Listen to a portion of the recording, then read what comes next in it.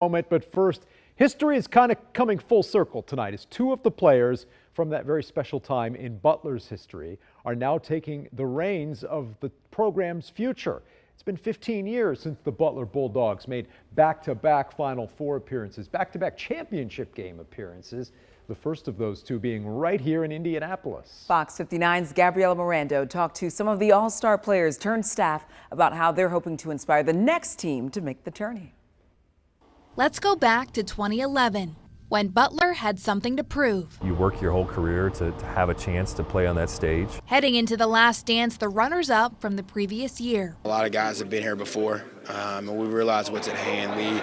We were really close last year, and we don't want that same result this year. Ronald Norred and Grant Leindecker marked their spots on the rosters of the legendary back-to-back runs, just coming short of the title both times. Flash forward 15 years, the two are still on the same team, not as players, but as co-workers. I never thought it.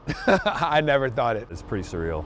Leindecker has been the athletic director for almost 2 years. And Norred, or should I say Coach Norred, just returned back to the Bulldogs last week. Butler, again, is about the people. And so to be able to have Grant, who I play with, as my boss now, that was a big reason I took this job. I just believe in his vision. We're aligned in the vision to make our program, make our school the best it can absolutely be. You can't talk about Butler's championship runs without talking about Gordon Hayward. The former NBA player is also on staff as the executive basketball advisor. It's certainly a lot of fun to go to work every day with people you care about and trust and believe in, and we got a big job ahead of us and excited to lock arms together and do some special things.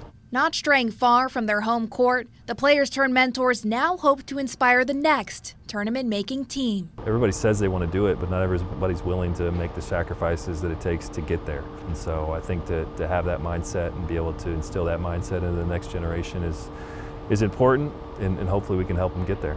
The unshakable confidence of the then college athletes has since matured into the wisdom, paving the way for all of Butler basketball. If you have a group of guys who are just good and enjoy playing the game together and come with a focused together mindset, I honestly think anybody can be beat. We have to show the players, teach the players how to galvanize and come together to make that happen.